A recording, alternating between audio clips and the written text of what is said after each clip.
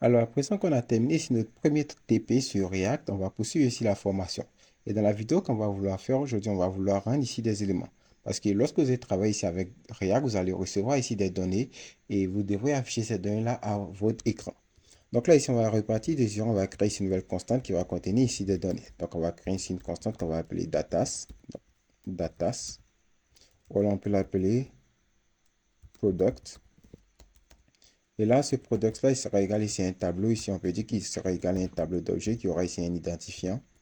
Et ici, un nom. Ici, on pourra prendre le premier produit qui aura ici le nom sac. On va prendre ici deux, trois produits. On aura ici le produit qui sera bijou. Et le troisième produit qui sera ici livre.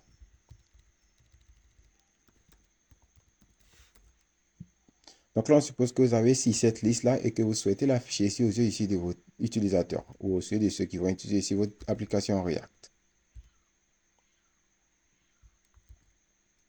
Voilà. Donc, vous devez l'afficher au niveau ici de vos utilisateurs, de ceux qui vont utiliser votre application React. Donc là, ici, pour l'afficher, c'est plutôt simple. Vous allez aller dans la section où vous souhaitez afficher ou à l'endroit où vous souhaitez afficher. Vous allez ouvrir ici les accolades pour dire que vous souhaitez passer ici une variable JavaScript. Et ici, pour afficher ici les données qui se trouvent ici dans un tableau, on va utiliser ici la méthode map classique de JavaScript. Donc là, ici, notre constante s'appelle product. Donc, on appelle ici la constante product. Ensuite, on met ici un point map. Et à l'intérieur de ce point map, on lui dit qu'on va récupérer ici chaque item.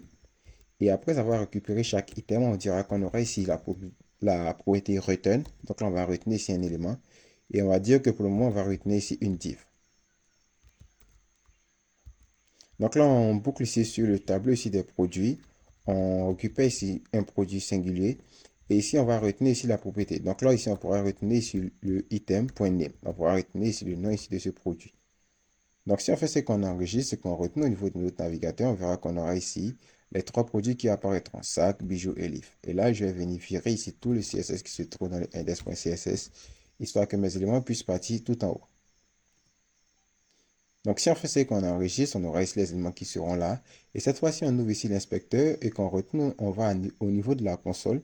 On va voir qu'au niveau ici de la console, on va avoir ici une erreur. Donc, il nous dira que il nous mettra ici un warning avec le message Each child in a list should have a unique key.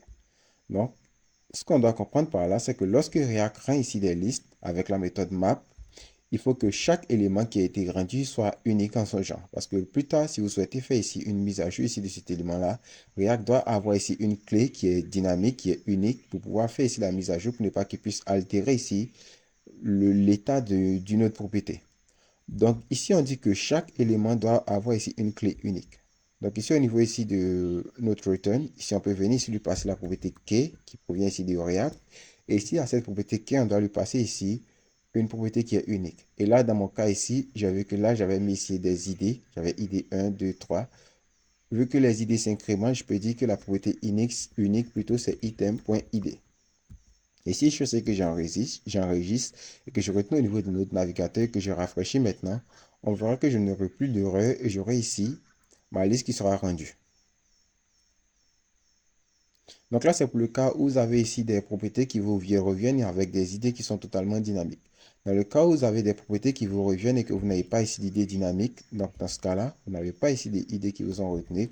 Vous avez juste ici un tableau qui vous est retenu avec un name. Tout ce que vous, pour régler ici ce cas-là, ce que vous devez faire au niveau ici de la méthode map, vous pouvez dire que vous souhaitez récupérer ici l'index ici de l'élément. Et ici, au lieu de key_item.id, vous souhaitez ici récupérer ici l'index. Puisque l'index doit partir ici de 0 et s'incrémenter au fur et à mesure que vous aurez ici cette boucle. Donc cet index-là, il sera dynamique et il sera unique. Donc si on fait ça encore une fois et qu'on enregistre et qu'on retient au niveau de notre navigateur, qu'on rafraîchit, on aura à nouveau notre liste qui sera rendue et on n'aura plus d'erreur au niveau ici de la console.